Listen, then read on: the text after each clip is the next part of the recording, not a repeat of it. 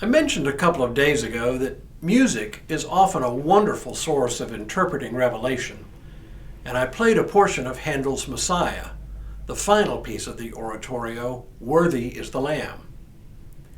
Hearing those words set to music gave us a wonderful sense of the joy of the letter. I'll go one step further, though. I believe music often does a much better job of conveying the meaning of this letter than prose like these devotionals or other commentaries. In today's reading, we hear about the fifth and sixth seals being opened. The plain prose can seem horrific. It suggests tragic, even violent imagery. But once again, music helps us gain a sense of the hope behind John's letter. And one of the great hymns of the 19th century conveys this as well as any. Hello, I'm Stuart Baskin, pastor of First Presbyterian Church of Tyler, Texas, and this is your daily devotional for Saturday, August 30th, 2021. Samuel John Stone was a Church of England curate right out of university and served a tiny parish not far from Windsor Castle, though the church was not associated with the castle or its work. He started there in the 1860s. While he was there, he wrote a series of hymns on the Apostles' Creed, most of which have faded into obscurity. But his hymn on this portion of the Creed that says, "I believe the Holy Catholic Church, the communion of saints, the resurrection of the body, and the life everlasting," has become one of our most beloved hymns today.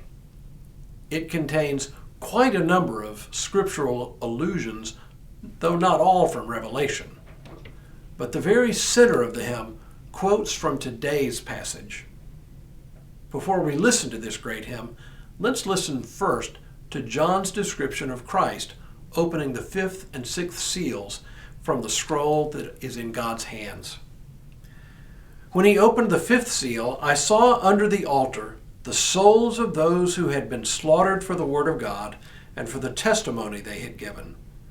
They cried out with a loud voice, 'Sovereign Lord, holy and true, how long will it be before you judge and avenge our blood on the inhabitants of the earth?' They were each given a white robe and told to rest a little longer until the number would be complete, both of their fellow servants and of their brothers and sisters who were soon to be killed, as they themselves had been killed. When he opened the sixth seal, I looked, and there came a great earthquake. The sun became black as sackcloth, the full moon became like blood, and the stars in the sky fell to the earth as the fig tree drops its winter fruit when shaken by a gale.